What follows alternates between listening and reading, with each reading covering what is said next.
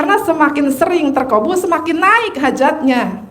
Kayak dulu saya juga dipaksa gini, Bu, sholat itu harus tepat waktu ya, sebelum azan sudah ada di sajadah ya, gitu. Tepat waktu di RDAY bukan berarti azan baru lari-lari kamar mandi. Kata Pak Haji mah pret kalau begitu mah. Yang benar itu sebelum azan kita sudah siap sholat gitu. Dan itu dipaksakan memang. Tapi alhamdulillah gitu. Dan dulu saya ketika dipaksakan untuk sholat tepat waktu, dipaksakan untuk sholat qobliyah dan ba'diyah, ngerasa berat Pak Bu. Maunya nih mulut komplain aja gitu. Dan kemudian beliau memaksakan, mengharuskan. Lalu saking beliau melihat saya itu kayaknya saya menjalankan berat banget, sampai beliau ngomong begini, Bu, sekarang kan utang lu banyak, lu kere gak punya duit, ya sekarang sholat dulu lah, ntar kalau udah kaya udah gak usah sholat lagi. Tepuk tangan dong.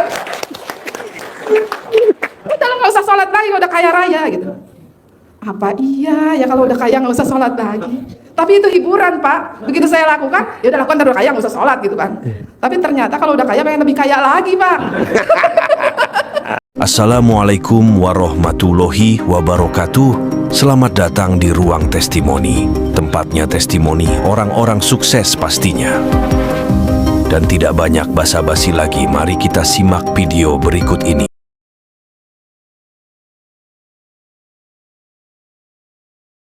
Perhatiin ya. Assalamualaikum warahmatullahi wabarakatuh. Alhamdulillah bisa ketemu ibu dan bapak, senang banget. Alhamdulillah senantiasa berkumpulnya kita di sini menjadi wasilahnya turunnya rahmat Allah dan seluruh hajat-hajat kita semua Allah ijabah, Allah kabulkan. Alhamdulillah saya ke RDAY tahun 2014 akhir. Waktu itu saya dikenalkan oleh guru saya namanya Bapak Haji Obing almarhum. Dan sebetulnya guru saya pun punya yayasan yatim.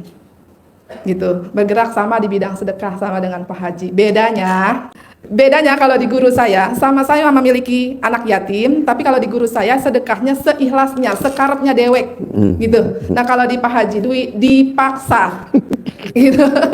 Jadi cuma beliau satu-satunya guru yang saya temui yang berani maksa. Gitu, karena cuma beliau tuh.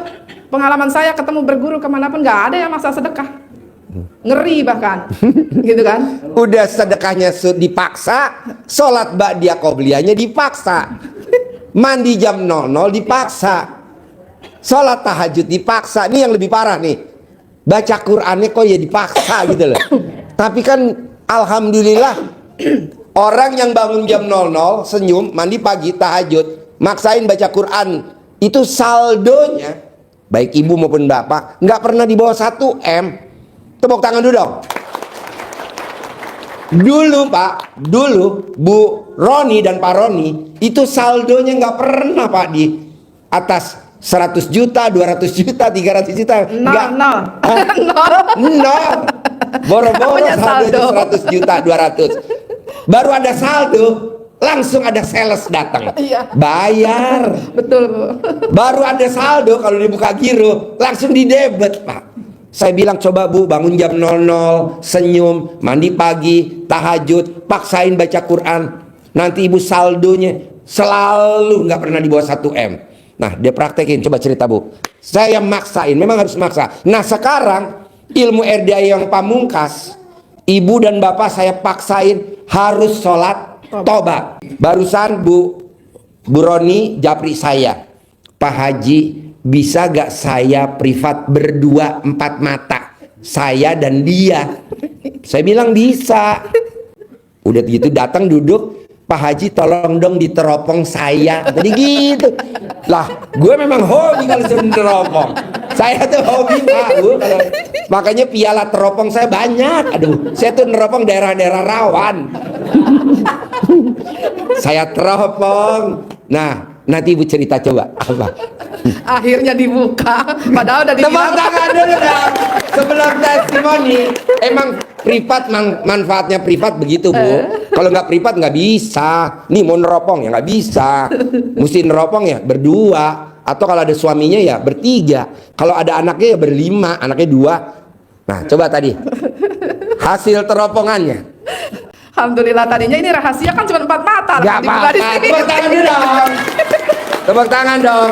Apa-apa. Dasarnya privat kan begini dasarnya. Jadi bukan 4 mata ya Pak? Berapa mata ini? Waktu ngomong berdua 4 mata, tapi kan iya. Iya, padahal udah dibilang rahasia ya Pak Haji, rahasia. Tetap aja dibuka. Iya. Jadi saya alhamdulillah tadi memang sudah japri dari rumah Pak Haji. Ya bisa ya 4 mata ya. Oke gitu. Oke nya sih bener ditepati, tapi dibuka juga. Dibuka apa enggak? Jangan ya. Jangan. Iya. Jadi saya juga Bu, Pak masih belajar kepada beliau tetap karena ilmunya pasti berkembang. Gitu. Makanya saya sarankan kepada ibu dan bapak dan tamu-tamu yang lainnya, jangan berharap pripat itu sekali gitu. Terus, dan kalau bisa setiap pripat ibu bapak tulis, bikin catatan. Tanggal sekian, hari ini, bulan ini, tahun ini, saya ngadep Pak Haji pripat sedekahnya sekian. Lalu hajatnya apa? Ditulis Bu. Kemudian Pak Haji menyarankan apa? Lalu nanti apa yang ibu kerjakan, bapak kerjakan. Lalu pasti ada yang terkabul nih, ditulis yang terkabulnya. Nanti pripat kedua disampaikan. Jadi nanti berkembang ilmunya, gitu. Dan juga bukan cuma ilmunya, terkabulnya berkembang terus, Pak. Tepuk tangan dong.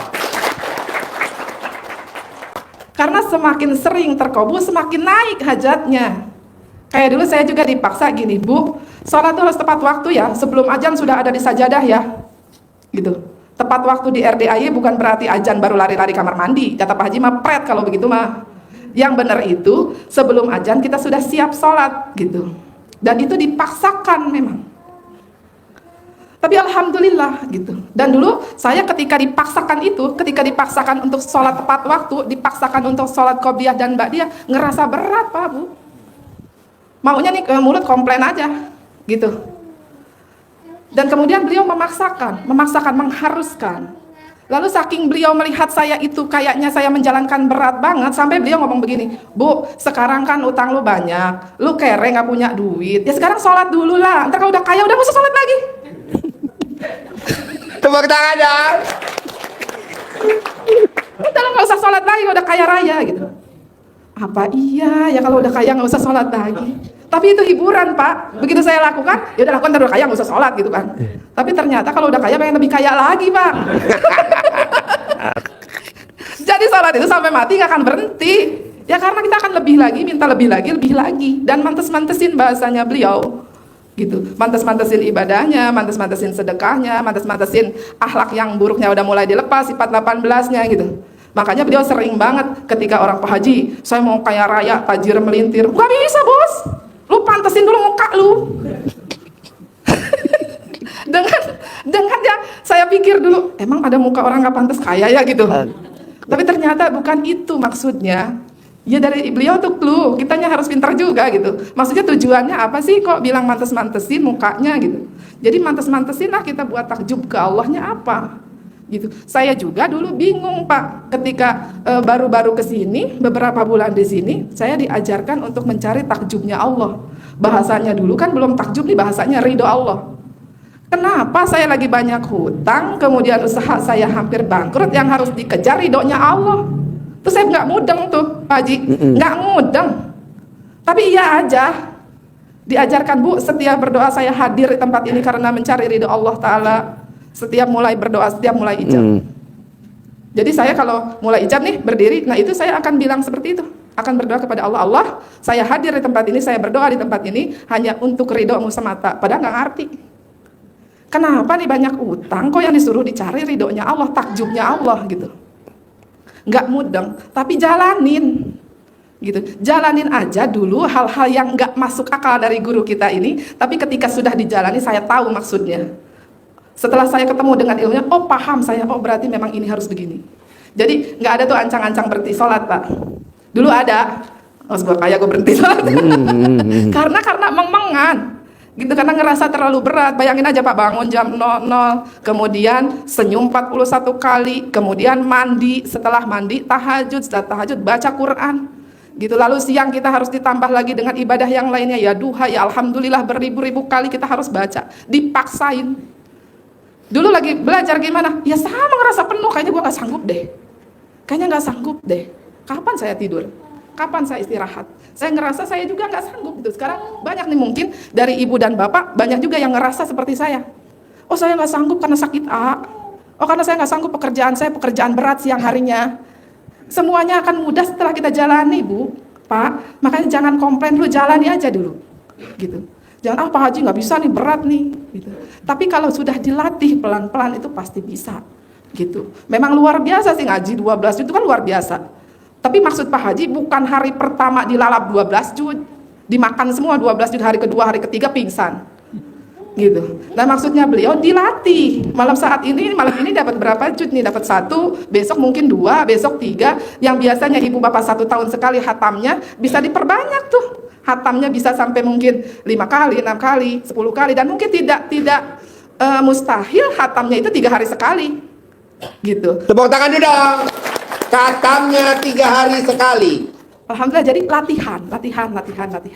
Ini belum terbiasa nih baca alhamdulillah ini kan kalau dibaca alhamdulillah itu saran dari Pak Haji 999 kali 27 kali dikali 27 kali. Begitu ya Pak Haji? Iya. Dan itu kalau dikerjakan Pak, misal bangun jam 00, kemudian baca senyum 41 kali, kemudian mandi, kemudian tahajud, baca Quran 12 juz, baca alhamdulillah 1000 kurang 1 kali 27, kemudian ditambah lagi sholat tobat, kemudian ditambah lagi apa lagi tuh amalan-amalan yang lainnya.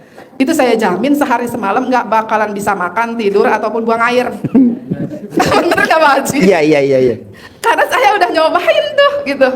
Ini maksud guru saya apa sih kan gitu? Kok ini harus benar-benar dikerjakan, dipaksain gitu? Jadi intinya Pak, karena ayatnya kata Allah, kuciptakan jin dan manusia hanya untuk beribadah kepadaku. Nah jadi isinya ibadah aja gitu.